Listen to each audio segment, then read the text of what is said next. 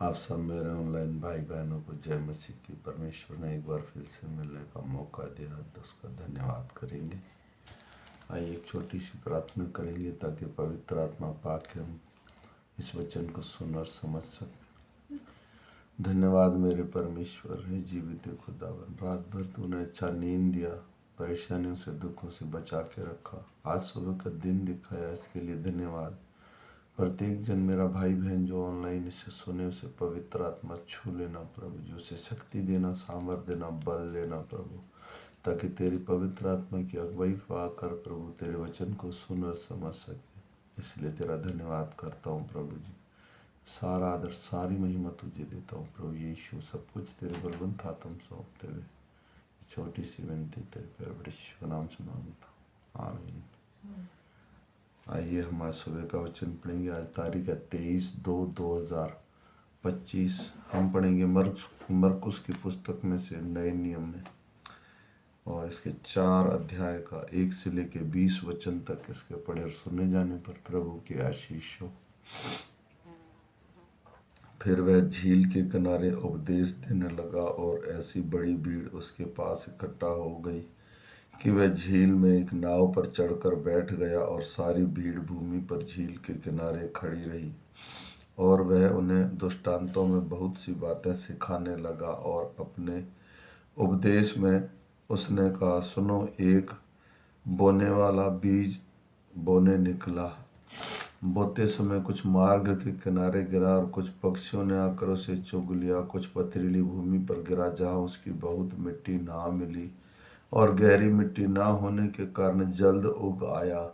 और जब सूरज निकला तो जल गया और जड़ न पकड़ने के कारण सूख गया। कुछ झाड़ियों में गिरा और झाड़ियों ने बढ़कर उसे दबा दिया और वह फल ना लाया। परंतु कुछ अच्छी भूमि पर गिरा और वह उगकर बढ़कर फलवंत हुआ, और कोई 30 गुना, कोई 60 गुना और कोई 100 गुना फल लाया। तब उसने कहा, जिसके पास सुनने के कान हो वह सुन ले। जब वह अकेला रह गया तो उसके साथियों ने उन 12 समेत उसे इन दृष्टांतों के विषय में पूछा।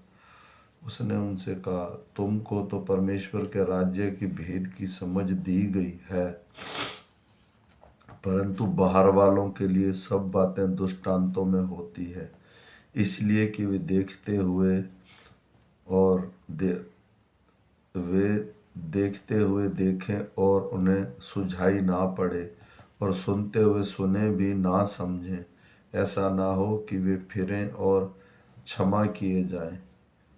फिर उसने उनसे कहा, क्या तुम यह दृष्टांत नहीं समझते? तो फिर और सब दृष्टांतों को कैसे समझोगे? बोने वाला वचन बोता है जो मार्ग के किनारे के हैं। जहाँ वचन बोया जाता है वे ये है कि जब उन्होंने सुना तो शैतान तुरंत आकर वचन को जो उसमें बोया गया था उठा ले जाता है। वैसे ही जो पथरीली भूमि पर बोया जाते हैं वे हैं जो वचन को सुनकर तुरंत आनंद से ग्रहण कर लेते हैं, परंतु भीतरी जड़ ना पकड़ने के कारण थोड़े ही दिनों के लिए रहते हैं। इसके बाद जब वचन के कारण उन पर क्लेश या उपद्रव होता है तो वे तुरंत ठोकर खाते हैं। जो झाड़ियों में बोए गए वे ये हैं जिन्हें वचन सुना और संसार की चिंता, धन का धोखा और अन्य वस्तुओं का लोभ उनमें समाकर वचन को दबा देता है और वह निष्फल रह जाता है। और जो अच्छी भूमि पर बोया गया ये वे हैं जो वचन सुनकर ग्रहण करते और फल लाते हैं, कोई 30 गुना, कोई 60 गुना और कोई 100 गुना। आमीन। मेरे भाई और बहनों, यह भी हमने बीज का दृष्टांत सुना। तो इसमें परमेश्वर ने बताया कि कई तरह के विश्वासी होते हैं। कुछ लोगों की सुनकर बातों को छोड़ देते हैं, कुछ जल्दी उत्साहित हो जाते हैं, लेकिन जब वचन का कलेश आता है, प्रभु यीशु ने लिखा, तो वो नहीं सह पाते हैं, इसलिए पीछे हट जाते हैं। तो ये वचन हमें आज बात करता है। और जो मेरा बहन भाई मुझे फॉलो करेगा 365 दिन में पूरी की पूरी बाइबल पढ़ लेगा। मैं आशा करता हूँ परमेश्वर दिन भर हमारे संग रहेगा। आइए एक छोटी सी प्रार्थना करेंगे। धन्यवाद मेरे परमेश्वर, हे खुदावंद, तेरा वचन हमारे हृदय और मनों में काम करे ताकि हमको शांति देने पाए हमारे कलेशों में, बीमारियों में, चिंताओं में।